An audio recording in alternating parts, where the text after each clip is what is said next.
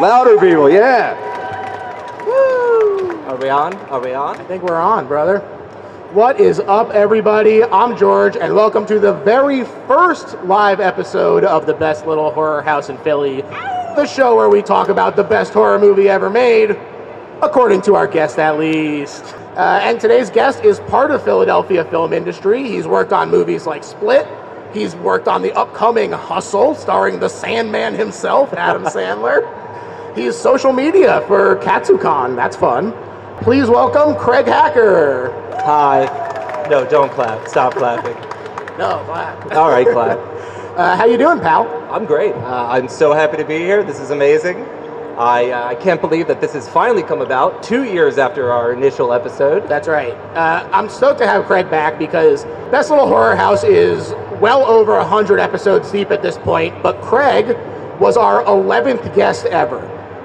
And he originally picked Evil Dead 2, which is, of course, an amazing, amazing movie.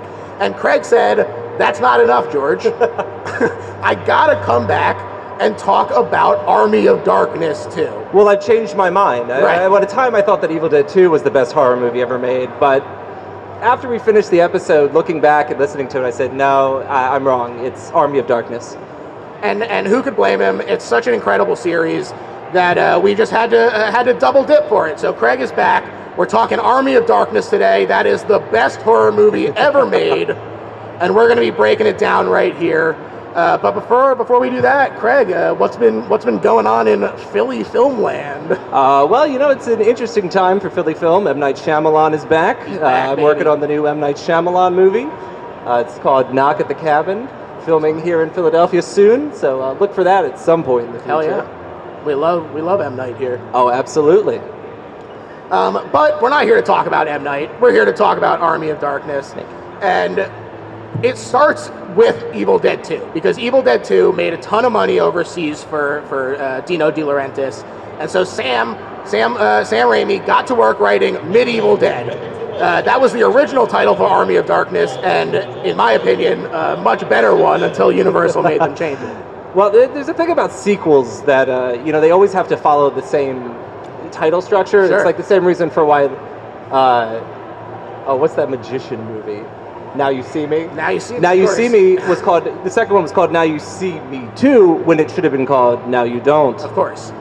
Would have been way better, but studios are going to interfere, and that is very much the story of this movie.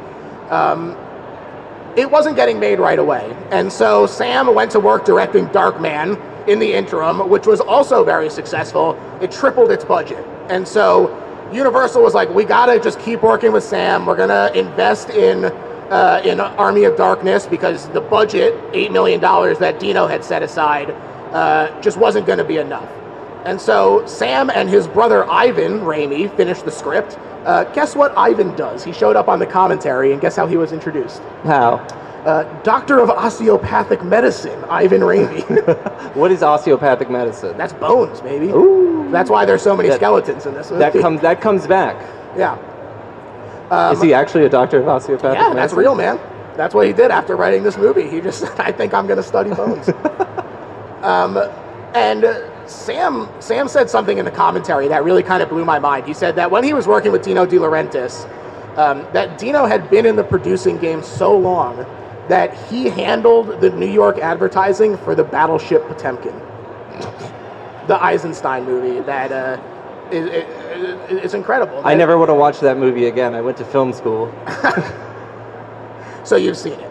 I've seen those steps. The inventor of montage, Sergei Eisenstein. Well, montage definitely is one that comes back for this one. Absolutely. So. Look, Raimi knows what he's doing with those montages. You get the snap zooms. It's incredible. But Dino, like I said, he brought in Universal to help financing, and this brought the budget up to just about $11 million, although another $1 million would have to come from the salaries of Sam, Bruce, and another producer to shoot a new ending. You got to sacrifice for your art. That's right. The family affair doesn't stop there, though. Of course, brother Ted is in the movie 4 times. He's cowardly warrior, brave fighter, supportive villager, and a smart clerk. Sam's famous Oldsmobile, of course, the car appears in every single one of his movies. The classic. The classic, even when it's hidden as a wagon or just parts up on a wall, it's in every single one of his movies. And of course, Bruce Campbell, the heart and soul of the Evil Dead movies, the costume designer for this movie, Ida Gearin, they had just gotten married right before this movie. A real family affair. It really was. They said they were engaged, and they said we weren't sure our relationship would survive Army of Darkness unless we were already married. So, well, if you go back and look at some of the filming, this movie was horrendous to film. Oh, yeah. It was a nightmare. They filmed it in some of the hottest months in California with the shortest freezing nighttime hours. Yeah. It's incredible. It's miserable. They're shooting in the desert. That's a mistake right there.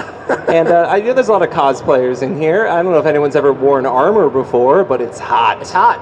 It's hot. It traps a lot of the heat, and they're doing a lot of shooting at night, and they're shooting in the middle of the summer in the desert, which means that nights are not that long, and it's really kind of the opposite of what you might expect them to do. Poor planning. Yeah. Ash, Bruce Campbell plays Ash, Ashley Williams, and he, like I said, his shoulders are kind of where the movie rests because he has to do Ash, Evil Ash, the mini Ashes. Yes. He's all over this movie. I think he plays like 17 different roles if you total it up. Yeah, between the voices that he's just throwing behind and everything. The rest of the cast is fun too. You have Marcus Gilbert as Lord Arthur and Richard Grove as Duke Henry. Apparently their on-screen rivalry transcended into drinking games after the day's shooting. Well, most film back then just translated into drinking games. And most film now just translates into drinking games, honestly. We also get Bill Moseley, Chop Top from Texas Chainsaw Massacre 2. He plays a Deadite captain, and he said that he literally wrote Sam a letter and was like, We've died. Oh, no, we're back. No, we're back. Hey, we're back. He said, I love the Evil Dead so break. much that I just gotta be in the next one. And Sam said, does that mean you'll work pretty cheap? And he said, yes. And he said, you're in. There's a pretty common misconception that a lot of people have is that Bill Moseley plays the villain of this movie. No. Everyone, it's like, oh, look, it's Bill Moseley. For years, I thought it was Bill Moseley as well, but I was shocked to find out that it was actually Bruce Campbell. Right, Bill is the captain. Yes, he's a very small role. Yes. Speaking of small roles, you also get Bridget Fonda is our third Linda. And Embeth Daviditz as Sheila, who they had to fight Dino to cast, but was well worth the fight, in my opinion. She's really great. She kind of anchors the movie in a really great way. Feels like she's taking it very seriously. Well, I think she is. I worked with Embeth Daviditz a few years ago, and I, like a fool, like you're not supposed to do in the film industry, I went up to her and was like, I'm a big fan. I love Army of Darkness. Rookie. And she just kind of stared at me and was like, so is lunch here yet? Or what are we doing? Sounds inspired, Craig. Yeah, I stopped doing that after that. The effects are absolutely incredible. They're done by K&B, which is a studio that had formed from Kurtzman, Nicotero, and Berger after their time on Evil Dead 2. That's where they had met, and of course, Greg Nicotero is extremely famous for The Walking Dead and plenty of the Romero movies he worked on as well, so big-time zombie guy. But he's also known for the Evil Dead movies. Yeah, it's pretty much what he's mostly known for. All right. I'm sorry, I'm throwing shade over here. I shouldn't be doing that. Yeah, look, I think Romero is more important. Sorry, Craig. But Raimi was also inspired by Ray Harryhausen's stop motion. They actually filmed with Intervision, though, which is front projected images instead of the traditional rear projected images that Harryhausen and his contemporaries used. And he could have blended the components more effectively together. I think it looks really great when Ash is battling the skeletons and the mini Ashes and everything. Mm-hmm. The compositing looks really fantastic. Oh, absolutely. And to your point about how difficult this creation of this movie was, Bruce said during the commentary, he said, my motto is, if it's easy to make, it'll be hard to watch. But if it's hard to make, it'll be fun to watch. And let me tell you, this movie is fun to watch. It was truly, like we said, it's a 100-day shoot in the desert. And That's long. That's really long. Very long. Truly a terrible decision on many fronts. First of all, like we said, it just gets incredibly hot and incredibly cold. Marcus Gilbert, who, like I said, plays Lord Andrew, said he lost 11 pounds in water weight that first night that he was wearing the armor. That's a lot. That's a lot of water weight. I should wear some armor. It's just chill in the desert. Well, I see, I know a lot of cosplayers here, and as you know, armor at night gets cold. I'm learning a lot. I'm learning a lot about cosplay and the temperatures that it maintains. Now, here is Shut up, Jerry. here's the most surprising challenge that they faced, in my opinion. They were right near Tippi Hedren's big cat sanctuary. And so it sounds like a joke, but it's not. They had a few shots ruined because there were just lion roars in the background happening. And that they were like, what's going on? And they said, oh, that's Tippi. You know, Tippi's got a big cat sanctuary. And they said, as you do. Well, we're not going to talk to Tippi Hedren about shutting up the lions. So they just dealt with it. Send a locations guy over there with like $50. Listen, we should be quiet for like 100 days. Yeah, just quiet the lions for 100 days. That'll be really easy. Bill Pope is the DP. He also worked on a little film you might have heard of called The Dang Matrix. One of my faves. Watched it again this very morning. Never heard of it. Yeah, never heard of it. Well, it's a pretty good movie, and he told a funny story about Sam, and it started with him saying that he's going to be a monster about where everything goes. And Bill goes, okay. And Sam said, you're not going to fight me on this? And Bill goes, no, you're the director. It's my job to start where you stop. And Sam goes, all right, this was a test. I don't really know anything about what we're doing. I just wanted to see if you'd push back on this. I also noticed while I was watching this behind-the-scenes stuff, he did an impression of Sam Raimi while he was doing this. Everybody's impression of Sam Raimi included him saying buddy. So, I don't know, he's just calling everybody buddy. Well, that's a great tactic when you don't know anyone's name. Yeah. Hey, buddy. I use that same tactic at work a lot. Chief, buddy, pal, boss. Well, you'd think that you're hiring Bill Pope. I know who this guy is. Hey, you never know. I guess He's so. just bad with names. I was thinking that maybe he just took inspiration from Pauly Shore, the weasel himself. The impression did not include him going, hey, buddy. There was a lot of experimentation on set. Sam wouldn't say cut, though, he said, so that people wouldn't start coming into the shot and fussing with makeup and everything. This way, everyone is still focused, but they get to have a little loosey-goosey improvisation. I thought it was a really a cool way of handling it. It's a bizarrely organic movie in a lot of ways. I watched this movie a couple times, and watching the background, it's pretty funny because it feels like everyone thinks they're in a different movie. Yeah, there's a lot of tones kind of hitting each other at the same time. I'm normally a fan of Dino's producing. I think he has one of the most interesting filmographies out there, but he had truly one of the most insipid sentences I'd ever heard, which was, we gotta cut the exploding skeletons. Cut the exploding skeletons. I've never heard a worse idea in my life. That would have killed the entire movie. It's firing words right there. Yeah, you gotta fire the Get producer. him out, get me someone else. An uprising, an organic uprising in support I of sold the skeletons. this movie on the skeletons. We have to have the skeletons. You gotta. If you don't let the backers know, they're all going to pull out. He's the backers. He is the backers. Well, there's other backers too. That's true. Universal, they love skeletons. Sam and Bruce had to put up money. They would have pulled out. That's true. Dino was also in the middle of a conflict with Universal about the rights to Hannibal Lecter for Silence of the Lambs because he had produced Manhunter, the Michael Mann version, and so they were trying to we have Hannibal Lecter, but we know you need him, and so Universal took control of the post-production costs for this movie, and that was what basically gave them Lecter. Dino was like, I'm tired of spending money on Army of Darkness, and I will give you Hannibal Lecter if you just pay for the rest of it. It's basically the same deal that Vin Diesel made at the end of Fast and Furious Tokyo Drift to get the rights to the Riddick franchise. That's right. Well, it was worth it both times. Couldn't agree more. And once Universal took control of the post-production, they started taking a lot of runs at the chopping block. And this was actually the second time in a row that Sam had his movie kind of butchered by Universal, especially in regard to the ending. You know, Darkman is famously kind of chopped up, and there's a lot of material on the cutting room floor. That is the case for this as well. There's over 10 minutes of cut material. And spoiler for about 30 minutes from now, there were 2 endings shot, like I said. They had to come back, they put in another $1 million of their own dollars and everything. The first ending is the one where Ash takes the sleeping potion and just dies in the back of his car. Which, that's grim, but also, I kind of like it.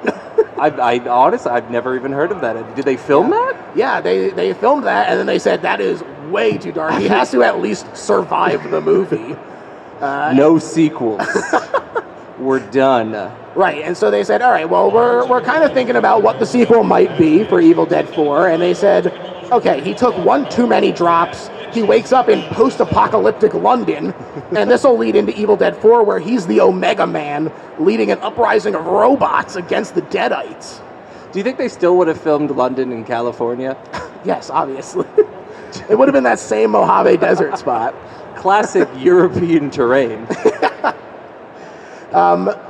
Now, preview audiences were sad about the end of the world, and so Sam and company had to head to Malibu to a lumber yard to shoot the new ending, where they built an S-Mart and they reshot it so Ash is a cool guy who gets to fight off another Deadite and get the girl, and he sort of gets to come into himself in his own time as a champion. I think it's better, honestly. I like the irony of the first one. I like it, but I love the remade ending. I think it's is just great. Perfect for him.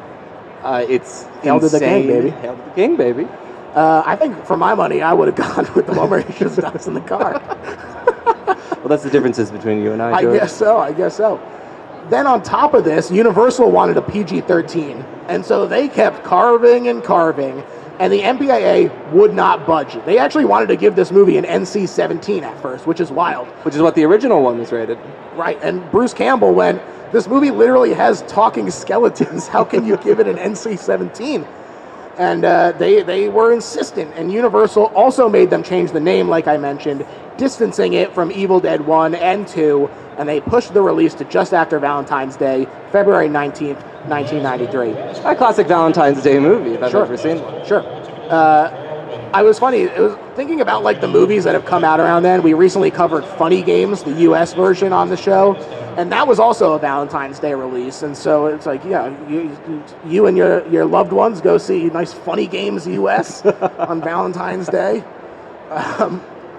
Bruce said that this movie cost about $13 million to make after it was all said and done, and it made $13 million domestically. So it was more of a flop than people might realize, but it did eventually make some of its money back with $21.5 million at the international box office. So people did it fun. In the long run, it's made which is what you want with a movie. You just want it to make lots of money very slowly. Gotta have legs. That's what film companies and studios love. The long game. Yeah, they famously love that. It did clean up at the Fango Awards that year. Is that still around? I think that they're back, or they might be the Chainsaw Awards now or something like that. But and heck, we're recognizing it right now as the best horror movie ever made. So there you go. Fango, if you're listening, please have us in as hosts. Sure. So let's get into the actual movie. We've talked about the context now. Let's talk about Army of Darkness, 1993. At the end of The Evil Dead 2, as you may remember, Ash Williams had just fallen back in time with a shotgun and chainsaw affixed to his arm stump in the Middle Ages after fending off a demon that possessed and killed his friends and loved ones in a small Tennessee cabin. Who hasn't been there? That's your classic weekend getaway. 3-4 times a year. Sure, if you're lucky. Now, in 300 AD, he's greeted by some local knights and a wise man who says, well, this is convenient because there's a prophecy in the Necronomicon that says a guy will fall from the sky to deliver us from the terror of the Deadites. Mr. Pitt. Mr. Pitt.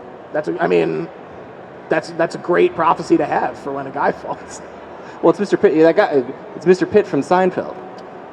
I'm not a Seinfeld guy. Not a Seinfeld guy. You put me on blast, Craig. I'm sorry if it's not a hard movie.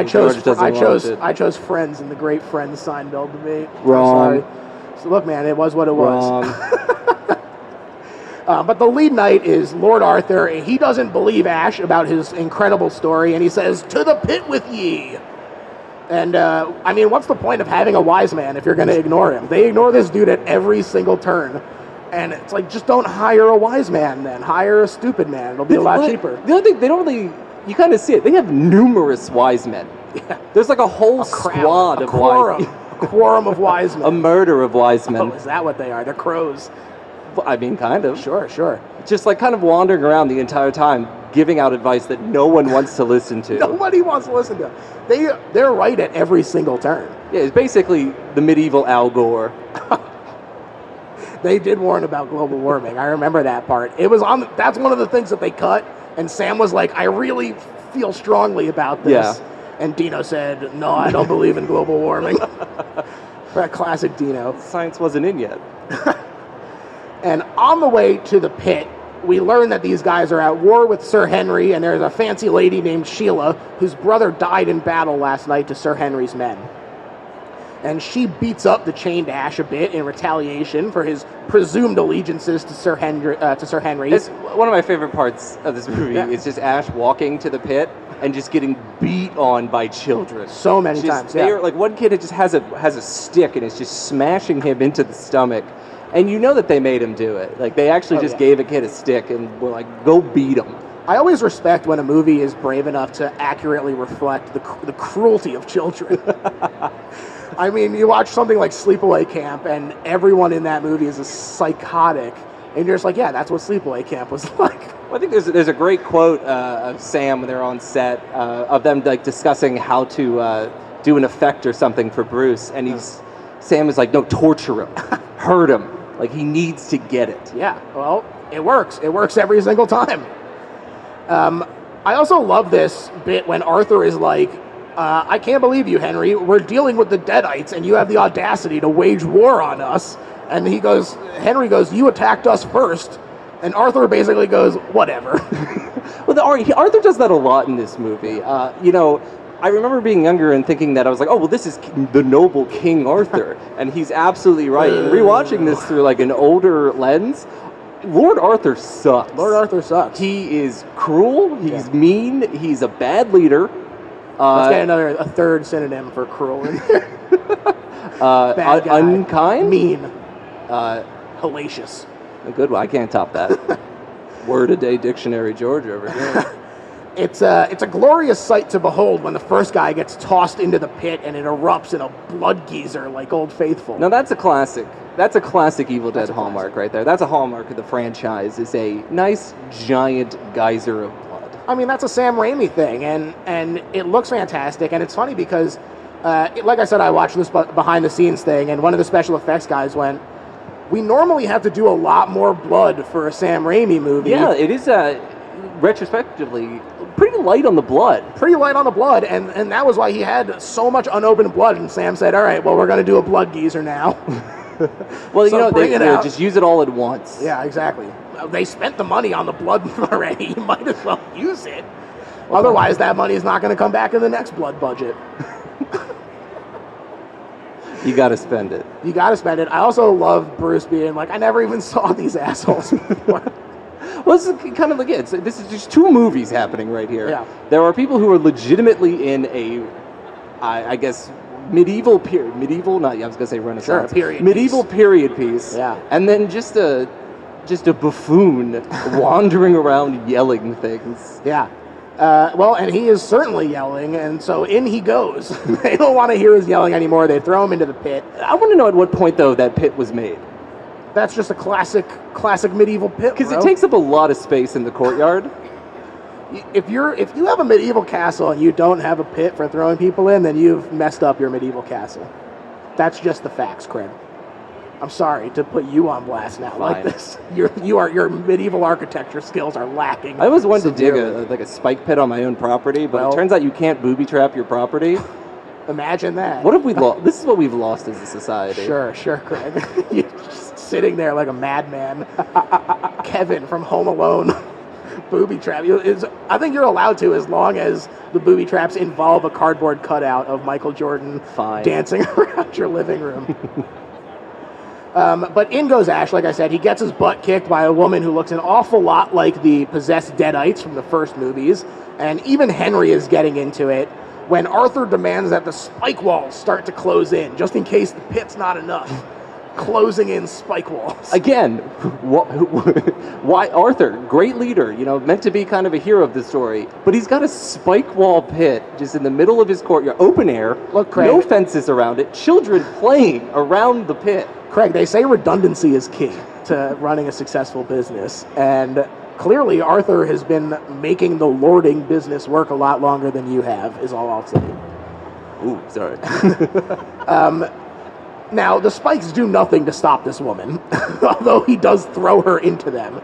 But the wise man from before wisely took Ash's chainsaw, and he says, okay, this guy only has one hand. It's maybe getting a little unfair.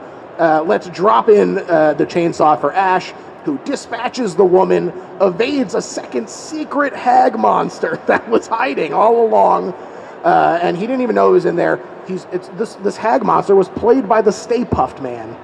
The same actor who played the Stay Puft Man is the stunt guy who played her.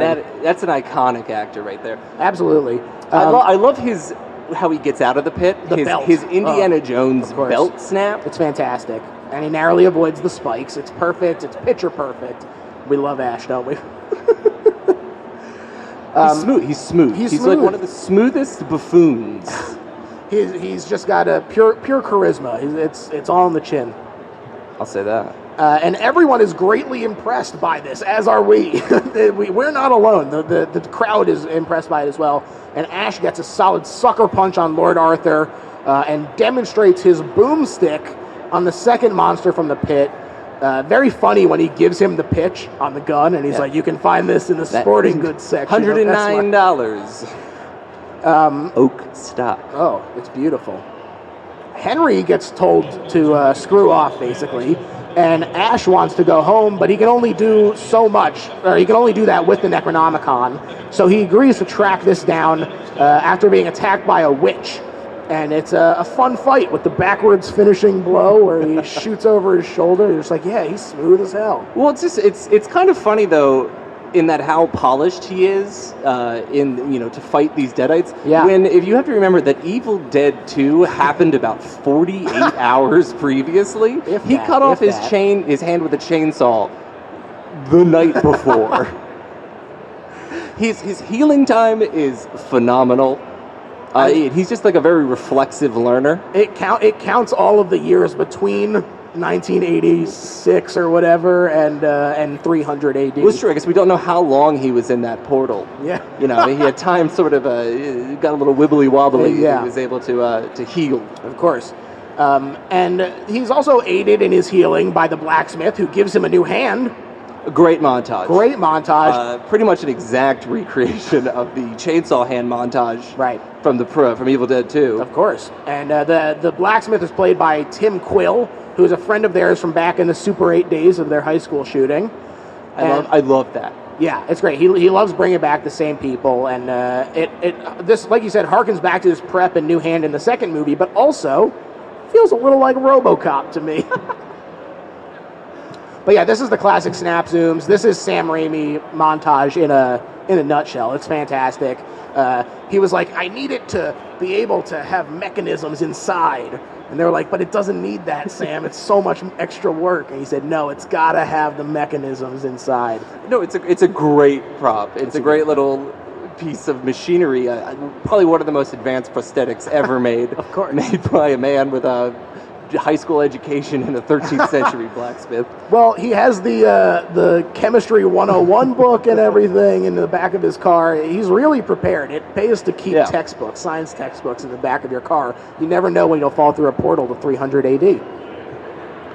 And the next morning, after getting a smooch from Sheila, the wise man sends Ash off. A little more than a smooch there. Okay, well, I was trying to play it coy, but they send him off towards the cemetery that contains the book, and they say, you gotta say the classic words, Klaatu Barada Nikto, the only thing that can stop Gork's laser. I mean the Deadites. And in the woods, we finally get our Raimi vision, the demonic zooming along. It's one of my favorite of Raimi's hallmarks. Best use of a 2x4 in film history. And it's splitting trees in its fervor. We've never seen a demon wind quite this strong before. I love just the aspect of we talked about this the first time too, is that there's no specific rules for the Deadites. Yeah. You know, we talked about how it seems like they just want to have a good time. You know, they're not here for a long time. Well, I guess actually they are here for the longest time. The longest time. Well, they're here for a good time. Yeah, everything becomes a good time in the long run, I guess. Like, they just like to mess with you. They're not there to necessarily... Like, they could take over anyone at any given point in time, but that's not fun. You know, there's they like the chase. They like the hunt. The chase. And Ash gives it to them, big time. They've never had so much trouble getting someone before. And they chase him to a windmill, an isolated windmill, and actually Sam's voice is the augmenting the demon screaming here. And actually has been augmenting the demon screaming since Evil Dead. Did you know that? I did not know that. Ah, there you go. Learn something new every day, don't you, Craig? Most days. A lot of very cool camera work as they enter the windmill and the sun goes down. Woo! Something else that occurred in Evil Dead 2 is Evil Ash and the mirror reflection of himself that mocked and tried to kill him. And here in the windmill, he sees a mirror and panics, he shatters it, and all this does is make him have to fight several little guys instead. We have to talk about the practical special effects aspect of this scene. Sure. This scene is phenomenal. It's one of my favorite set pieces ever. You look at it and you think that it's like some sort of computer effect or something. No, they just built giant fake 2x4, like beams essentially. A huge fork. Oh, the huge fork. But like, they're great use of doubles, and you know, I had this realization that if I had been working in the film industry back at that time, I definitely would have played one of those doubles. I have the correct chin. They would have had 4 mini Ashes instead of 3. Absolutely. There you go. And if only you cried. If I could fall back into a portal and go back in time, I'd go back to 1991 to the filming of Army of Darkness and play an Ash. Perfect. But yeah, this does look fantastic. They have the compositing that I talked about before. I'm curious who you'd rather fight. One giant evil Craig or several tiny Craigs who are intent on your demise? I'd probably go with the tiny ones. I'm a whole lot of man, and I could easily overpower myself, I think. Sure. I am thinking the little ones because I have a couple of younger cousins. I toss those guys around, no problem. Yeah, I also don't think I'm very cunning or smart, so I think like you got to be very intelligent as a small thing to overcome such a large creature. Sure, they have to work together. Teamwork makes the dream work, famously. Now, Ash, one of them dives into his belly. They tie him down Lilliputian style, Gulliver's Travels up Very here. Gulliver's Travels. Yeah, and they dive into his mouth when he passes out, and Ash drinks some boiling water. This is classic Ash. You know, he doesn't think about how it's going to affect him, just how it's going to affect the little guy. And so he says, he's reactive. He doesn't think. He just does. Yeah. He lives in the moment. It's beautiful, really. When you think about it, it's beautiful. We should all be pouring boiling water down our throats when just look around. When a little guy goes in there, what else are you going to do? Look at that scene. No one's on their phones. They're all just living in the moment, drinking boiling water, stabbing each other with forks. I miss it every day. Now, Ash, he loses control. The boiling water doesn't actually do anything, and an eyeball suddenly erupts from his shoulder. Disgusting. First of all, I really like this for a few reasons. First of all, it's just cool, but it's also a nice escalation moment because this is a moment of body horror that we had there. I mean, it's been goofy so far. Right. This is a genuinely gross moment and a bit of horror that you can't really say anything else has been yet. It's a great moment of shock. No, I mean, anything with eyes is just... Eyes and teeth are disgusting, and no one should have them. Great. I co-sign this. We should all just be flat. It's like in Galapagos, the Kurt Vonnegut story, where he's like, big brains were a mistake. We need to unevolve. We need to be otters. We need to lose our teeth so that we can't have this problem anymore. When you're right, you're right. Yeah. Vonnegut knew what he was talking about all along. Smart guy, that Vonnegut. He predicted Army of Darkness. Who knew? Ash struggles with the emerging eye and resulting body, and he's revealed to have grown a whole second head as he staggers out into the moonlight, and it continues to split from him in a gross way that's also interspersed with delightful Three Stooges slapstick. There's so much Three Stooges in this movie everywhere. That's called balance, folks.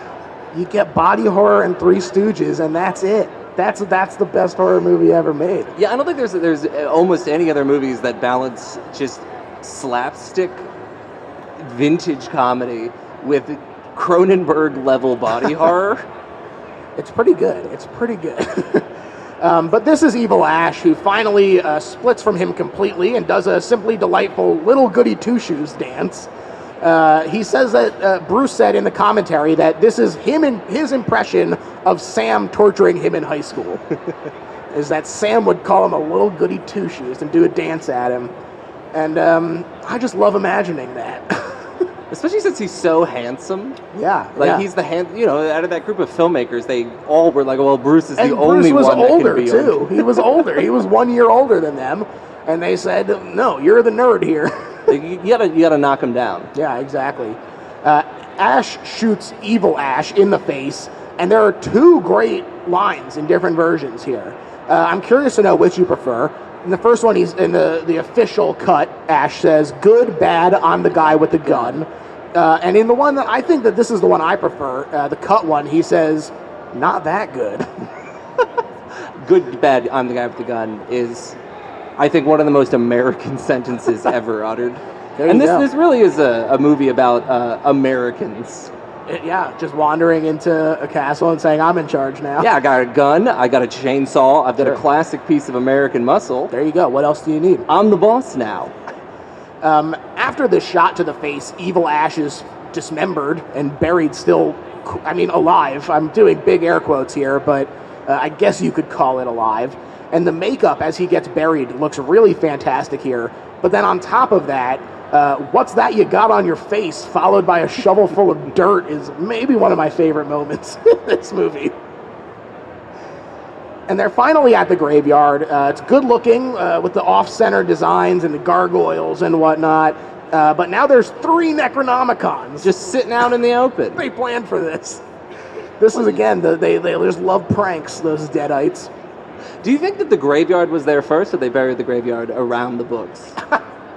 Wow, great question. I think that the books sprang up. They're like a force of nature. I see. And they just said, well, this is a perfect place to start burying dead people. Nothing bad will happen here. Well, no one wants to go there, so it's kind of a peaceful resting place. I guess so. Or is it the place most likely to be disturbed? But he opens one, and it's, of course, a trap. And he gets sucked in. And again, there's some truly disturbing body horror here as his body stretches. Amazing prosthetics. It's really disgusting. When his face stretches out like that, it's nasty. He climbs out, and it's played for laughs, but I'm sitting there like, this is gross. Yeah, the way he just I don't think he snaps his face back 3 times. Yeah. And it doesn't get quite right. The second and the third one are pretty similar. They're just kind of like a little bit wider. He's got like a bigger chin. Yeah. It looks like he went through the freaked machine instead. And the second book bites the crap out of Ash, and he goes to take the third. The Monster Book of Monsters? Of course, the Harry Potter classic. And he remembers that he's supposed to say the words, but he can't remember what they are. And again, the wise man tried to get him to repeat it a bunch, and they just refused to listen to the wise men. Unbelievable. If you ever run into a wise man, listen to him. That's my advice. Well, you should probably listen. I watched this movie for the second time last night, and I forced my girlfriend to turn off Bridgerton and to watch this movie, to which she was not happy about. They're basically the same. She was like, "Am I going to hate this movie?" And I had to lie and say, "No, you're going to love it." Right. And she had a lot of great comments through this whole thing, but she made a good one at this point, which was basically, this is every man that has ever gone to the grocery store and not written down what they're supposed to get. Yeah. I know what I'm supposed to get, of course. You got milk, rolls. Yeah, she's right. Gatorade? That sounds... You just start wandering down and be like, well, I want this now, so I'll start putting this in the basket. You come home and you haven't gotten the third thing that you need to actually make dinner that night, so then you have to go back again. Do we have boomsticks at home? I don't think we have boomsticks at home. I'm going to get another You buy the one. wrong type of ammunition for your shotgun. You're like, I bought 38. I was supposed to buy 45. Now, Ash doesn't know what he's supposed to say, so he tries to cover it with a cough. And I love, he looks around and he says, okay, I did it. It's like somebody was watching him. And of course, the spirit world has no qualms about having to be there to watch you say it. And so they hear him cover it with a cough. And the ground around Ash erupts. And again, we get this amazing slapstick sequence as he gets his butt kicked by a bunch of skeleton hands. Just delightful. Oh, it's phenomenal. Again, boop, boop. It's more just like Three Stooges. Oh God, they literally do the Three Stooges eye poke. Yeah. Like 3 times. Yeah. I actually They're like, hey, I know we just did it, but did you remember, the Three Stooges are a thing? Yeah, we know. All right. 2 seconds later, hey, it's that thing again. There you go. I actually just recently learned from watching the Toxic Avenger commentary for another episode, plug, that that the way that you can film a good eye poke sequence is flip the camera upside down and then just do the motion in reverse. And that way, when you run it through processing right way up, it looks like you're doing the motion perfectly. So there you go. The eye poke is... Didn't think you were getting practical filmmaking tips when you signed up for this, did you? Now, something about the eye poke, I think, translates better on a podcast form than it does on screen. This is a visual medium, You like to hear it described more than you like to see it. This is why the people who are here live get the ultimate experience. They got to see me sort of half-heartedly gesture at Craig's eyes. It was beautiful. Just take them out. Like I said, George, people shouldn't have eyes. There you go. Now, Evil Ash is resurrected by this as well. Because Bill Moseley. Exactly, Bill Moseley. And the general evil goings-ons are happening, plus a lightning strike is really kind of a perfect storm of bringing evil things back to life, I'd say. And Ash comes back to the castle, and he tries to play it off, but everyone is really pissed that he didn't say the words right. Yeah. This is another comment from my girlfriend where she's just like, this is a movie about how white people, straight white men ruin everything. He did. They said, we can't send you back unless you have the book, but say the words or else it'll wake the army of the dead. And he said, okay, I got it. Yeah, I got it. Listen, I'm a white guy. I'm from America. I have a gun. I think I can do this. I can handle this. And he goes and he doesn't do it. And they just are like, what the hell, dude? But they are honorable. The honor is real in 300 AD. And they say... They're men of their words. They are. And they disgustedly agree to send him back. Sheila still believes in thee. Linda 3. That's right. She asks him to stay and fight, and then promptly gets snatched by a demon. A rare flying demon that doesn't seem to come back too much. Yeah, it was, not to get serious for a second, but it really reminded me of Q the Winged Serpent, and I was like, I bet that was on purpose. Larry Cohen, the guy knows what he's doing. So that was just cool. I love that movie. And Ash is despondent about the loss of Sheila here. Meanwhile, Evil Ash has his Skelefolk digging up more Skelefolk to build an army of the dead. I Perfect love plan. I love the design of this because it's like all you have are just skeletons wearing different hats. Yeah. But the hats really give you a feeling of age. That's where the personality is. Yeah, you got Roman centurions, you got barbarians, you got Vikings, all buried in the same graveyard. Yeah. Evil Ash forces a smooch on Sheila, and a scout reports this to Lord Arthur, and a panic starts to stir. They'll swallow our souls! It's the calmest scout, I think. He just rides in and he's like, yeah, they're like 2 days from here. He's exhausted. He's exhausted. Army of the Dead is coming. What can you even say at that point? What can you even say?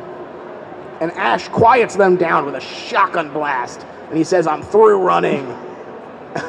And people are slow to join him, but the blacksmith agrees to fight by his side. And Ted Raimi says, you can count on my steel.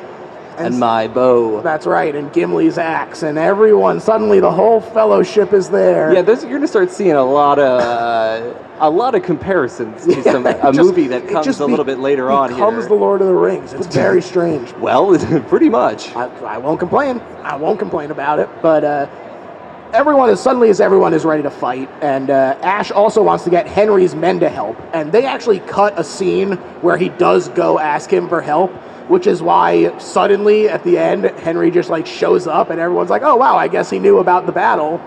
But there was a scene where he went and asked him and said, "Hey Henry, we'd love for your help in this." Yeah, there's a few moments where it just kind of we're just going to move on to the next thing. We're going to mention that we're going to do something, and then we're just going to assume that it's done and keep going. But instead, much like Lord of the Rings, he shows up a la Gandalf.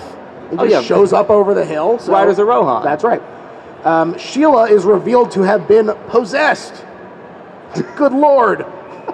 She may be bad, but she feels good. All the Ash and the wise men and the blacksmith work together to develop I gotta say, that line weapons. is probably more topical these days. I think that is a feminist icon right there. Sure, I mean, it feels a lot like in Nightmare on Elm Street 3 when she says, I think she said something I look bad, or I feel good, or something like that. An homage. An homage, perhaps. But the Deadites approach and they attack, and even the previous scene had a bit of Iwerks skeleton dance tomfoolery. But as the army approaches, it really takes it up a notch. My dudes are using bones as flutes, drums, bagpipes even. You gotta have a bone bagpipe. The Bone Brigade. It's amazing. It's incredible. Compliments to Danny Elfman, I think, did the score for this movie. He did. I famously love skeletons, even if without Dino being like, I think we should cut the exploding skeletons, I still would have been like, this is the best part of the movie, is these fantastic singing and dancing skeletons. It's a wonderful time, and it leads into a great battle sequence. We don't have time to go over every single amazing detail that catches the eye, but there are many, including a buttload of pyrotechnics, and how steamed Evil Ash gets. He's mad, but he does it like, oh, shoot. I hadn't watched this movie in a while. Yeah. And going back and rewatching it, I was shocked to realize how much Peter Jackson had just lifted the entire battle for Helm's Deep. This is Lord of the Rings. It is almost there's a thing, you could say there's an homage or he's paying homage to. No, it is quite literally Helm's Deep. Each orc can be seen as a skeleton. They have like the family traits, like they have different, they put a ton of work into their braids and stuff. The bow part at the beginning, right. Aragorn's exact movement of him signaling the archers is exactly what Bruce Campbell does in this movie. And the Deadites do break through the defenses, so Ash unveils the Deathmobile, which plows through and chops through the Skelemen like a Deathmobile through Skelefolk. It's kind of a unique situation. I don't have another comparison point. It's the vehicle that, again, is made by an American man. Yeah. That he's like, I'm just going to take a car and turn it into a helicopter. I'm going to put a big old blade on the front of it. It's so impractical. Well, they say form decides function, and this is a car that's made for cutting down skeletons, and that's exactly what they'll do. Now, he's stopped when evil Sheila distracts him and causes the car to launch and explode, and she attacks, but Ash fends her off right into the pit. The famous pit comes back. And that's the utility of a pit. That's right. It's great for disposing of uprising peasants, but also sometimes a demon can just get tossed right in there too. And maybe that demon will help dispose of the peasants later. It's kind of a nice, it all comes full circle. A self-perpetuating ecosystem is the pit. This is why I'm saying the pit, every house should have a pit. I guess you're right. But Duke Henry does arrive with much-needed reinforcements, but Evil Ash nears the book. Regular Ash is hot on his heels, though, dispatching Evil Sheila once again as she tries to slow him down. She came out of the pit, of course. Do you think she used the same belt trick? his belt is still attached. And so she said, well, this is convenient. They didn't clean up. This is why you got to reset. Yeah, there's a cut scene where she's down in the pit, chalking up her hands, looking for good foot. It's like 9 minutes of her just looking for leads to get up. Again, people at home really doing a great audio medium. A lot of hand prop comedy there. Pantomiming, climbing out of the pit. Great pantomime work. This is why I'm a physical comedian, of course. The two Ashes, the two Ashes duel, and it's honestly it's sick. He does some rad like Errol Flynn, double sword swashbuckling. He's going up and down stairs. I just turned completely away from the microphone. I got so excited about the double swords. One of the hardest sword styles to master, too, and Ash is, again, like, he's a physical learner. He has learned this entire style of sword fighting in about a day. Well, we did see them doing the, like, Mulan make a man out of you sequence earlier. I refute, again, Mulan, paying homage to Army of Darkness. It's incredible to see how many things blatantly stole from Army of Darkness. You heard it here first. Mulan is chief number 1. Actually, no. Lord of the Rings is chief number 1. Mulan's number 2. Two towers. But Evil Ash refuses to die, even after getting stabbed, lit on fire, and kicked off the parapet. And when he emerges in his final form and says, "I got a bone to pick with you," first of all, amazing. One-liners. It's the Ash special, and I love that it's translated to his demonic form. That's right. Well, I didn't even consider that. That's something that he got from his papa. Well, we talked about this before, and that like when the Deadites possess someone, they seem to have an inherent knowledge of like who they are, of their history, of their memories. Sure. You saw a lot of that in Evil Dead 2. I mean, even in Evil Dead 1, where they like just let go of them for a second, and they're just like, "Oh, I'm Ash. How can you leave me here, Ash? Please don't put me in the cellar, Ash." That was a really great impression from Evil Dead 1. But also, that's Sam Raimi doing the voice here. Once he's all garbled and everything, that's Sam Raimi being Evil Ash here. Finally, it is Evil Ash. It looks like it's over for regular Ash when Evil Ash gets the book. And he's crushed their pathetic army, and now he'll have his vengeance. But Ash notices that he's on a catapult that happens to be holding a bomb with a live fuse. That's really convenient. And he cuts the book from his hand and the rope holding the payload, which sends Evil Ash soaring and exploding. And I've heard of Team Rocket blasting off again, but Ash blasting off again? Because of Ash, the Pokemon. Yeah, I got it. I get it. I just want to make sure you get that Ash is... Everyone can leave it's now. Like, you killed it. It's like the Pokemon trainer, Ash Ketchum. George, stop. Sheila has returned. You can't hear it, but it's like the entire convention just got quiet. They are booing. And you just heard, just echo through the hall. They really turned on me in a way I wasn't expecting. But I think they're signaling us. They're cutting the mics. The lights have all turned off. I think the con is canceled. We had a good run. But Sheila has returned to normal, and so have the relationships between Henry and Arthur's men, until the men themselves throw aside their weapons and embrace. Huzzah! Nothing brings men together like just blatant combat against skeletons. Sure. Teamwork I've made makes some the of my dream best work. friends. Craig, I say teamwork makes the dream work all the time, but normally what I mean is teamwork makes the dream work, and I think that's really demonstrated here by Lord Henry and Lord Arthur. Sure. Sure, George. Now, the wise men, they make the potion for Ash, and the murder of wise men? That's right, the murder of wise men make the potion for Ash, and actually the cave that they're in is the Bat Cave from the show. What? What show? The Batman show. Like, what they filmed as the Bat Cave is that cave that they're in. You're looking at me like I have an evil I just don't know how that even happened. There's only so many caves in California. They filmed the Batman show in a real cave? For the Bat Cave? They did, like, what? You get a little coverage, you go into the cave, you shoot a few days? Well, I feel like... It's just like a damp place it's like a bad place to film. You heard it here first, folks. Craig hates shooting on location. He thinks everything should be green screen. I happen to disagree, Craig. Sorry for the hot take. He says farewell to Sheila, and he's going to return to his own time, but he maybe didn't say every single syllable of the spell exactly, though. And so the Deadites awaken again once more, and they attack him in the store, and they let him save the girl and the day once again.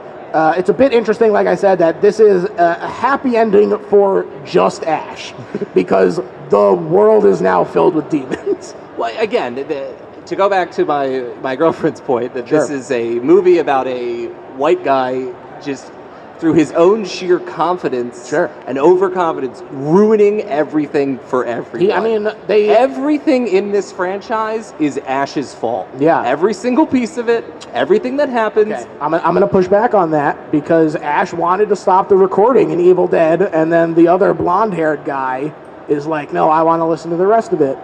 So there you go. All right. There you go. Gotcha, in one, Craig. In one. Got your ass. Yeah, in one. Well, we retconned that in 2. They were like, "Oh, no, damn it, we didn't make Ash seem too awful." Well, he does get to be the hero here at the end, and like we said, it's a great ending for him. He says "Hail to the King" as he smooches a lady he impressed, and he gives her a kiss. And it's interesting to me that they made him change the apocalypse ending when this is very clearly leading into an apocalypse ending.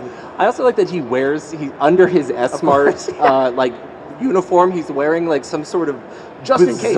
You never know, it's Craig. like a cowboy outfit. You never know when you're going to need to unveil your demon-killing attire. And that's just why he's the best. And now, Craig, we've summed up why this episode or why this movie is so fun and what makes it thrilling. But we've reached the part of the episode where we sum up why it's not just a good horror movie, but is in fact the best horror movie ever made. And I'm going to let you start. Where to start, George? Where to start? That's my question. That's the question.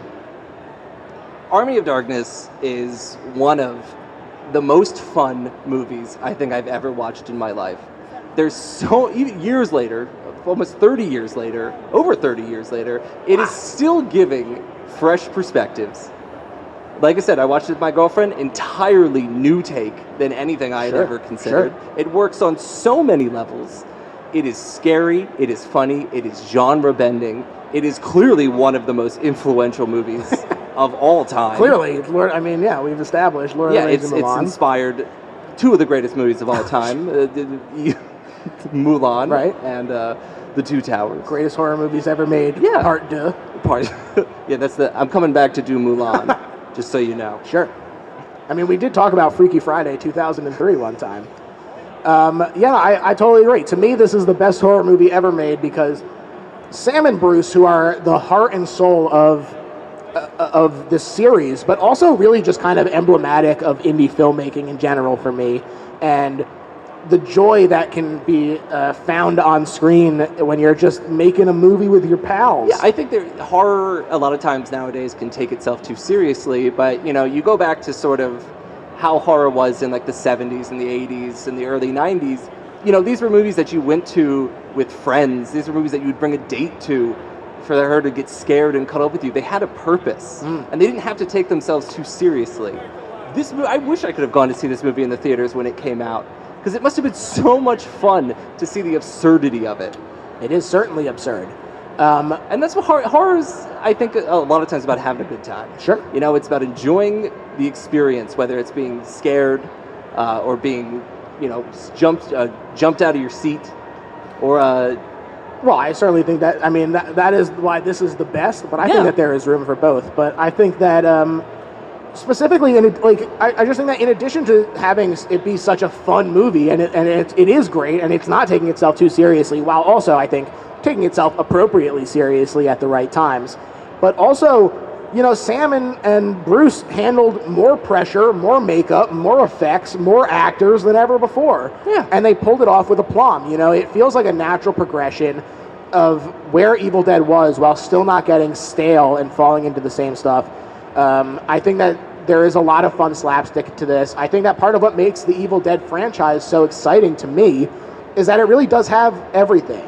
Evil Dead 1, it's easy to forget that Evil Dead 1 is pretty scary. There's some messed up stuff in there. The ankle and the pencil in the ankle and everything. A lot of the effects are really grody. The second one is a nice combination of both, and then this one has a little bit of body horror and then a lot of comedy and action. And I think that this is a perfect culmination of the series. There's, of course, the remake and Ash vs. Evil Dead, but those are kind of their own thing, and that's why this is the best horror movie ever made. There's just so much love on the screen. Yes. You know, you say that a lot of times when talking about horror movies, but there's just so much care and love and fun. There you go. And it just translates so well. It absolutely does, and I hope that there was so much fun and love and everything that you just said on this stage today. Craig, I want to thank you so much for coming on the show, man. Thank you for having me. This was an absolute blast. Is there anything that you want to plug to the good people out there? No. There you go. Easy peasy. As far as my plugs, if you enjoyed the show, we are the best little horror house in Philly, and by we, I mean me, because it's pretty much a one-man operation. Sorry to these guys, but they're just the guests. But yeah, we talk about the best horror movie ever made, according to our guest at least. So every week, it's a brand new movie that I am agreeing is the best horror movie ever made. We talk about what makes it so great. We've had amazing comedians, Mike Mitchell from the Doughboys, Joe Wangert, Alana Johnston, Betsy Sidaro, incredible writers like Anthony DeBlasi, who wrote Last Shift. The movie Last Shift is really fun. I love that movie. It's a great one. We just had Lennon Parham, who's recently starring in Minx on HBO. So we're really a ton of great comedians. Check out the best little horror house in Philly, and I'm sure you'll find someone you'll like and a movie you'll like. That's it for me. Thanks, everyone. Bye.